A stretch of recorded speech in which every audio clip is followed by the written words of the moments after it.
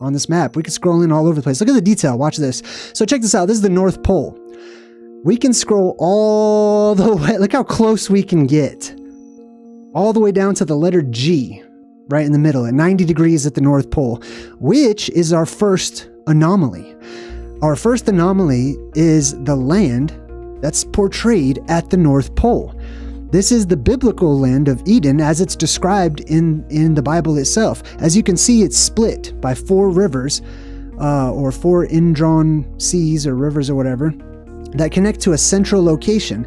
This central location is the letter G, which represents a destination. It's a pictograph or a picture of a foot, a bent leg that's in the action of walking, implying that the letter G meant it is a destination, oftentimes.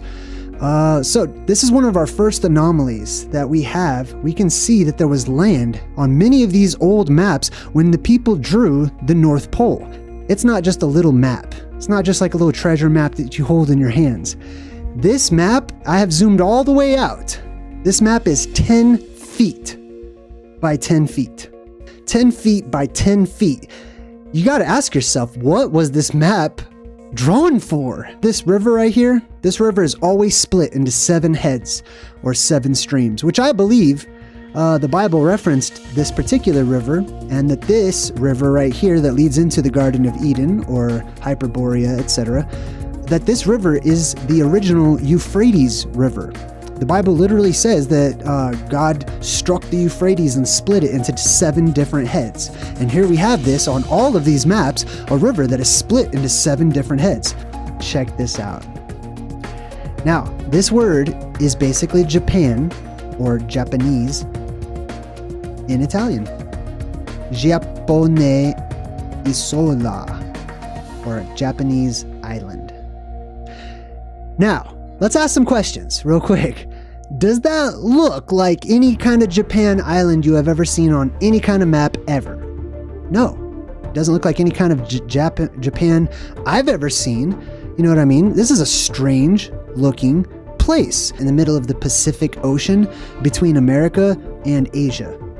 Right? That's typically not where we find Japan. But check this out. What if this is one of the original drawings of the actual continent known as Mu or Lemuria, right? Which is said to be in the Pacific Ocean between the United States and Asia, right?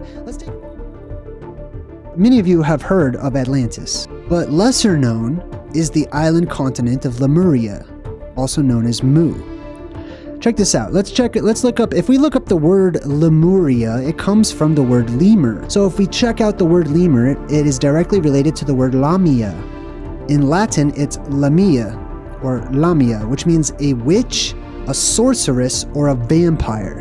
And it means witch, sorceress, or vampire. So we could be looking at the country of the vampires.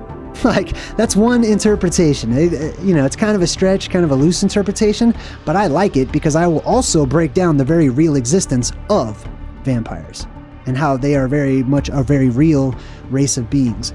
Anyways, so this could be the country that was known as the country of the Dragon Lords, aka vampires. Anyways, let's go back. Lamia, which means witch, sorceress, vampire, female vampire, man-eating monster. So this could also be a land of monsters, aka phantazoids, otherworldly creatures, legendary cryptids of otherworldly places and times, right?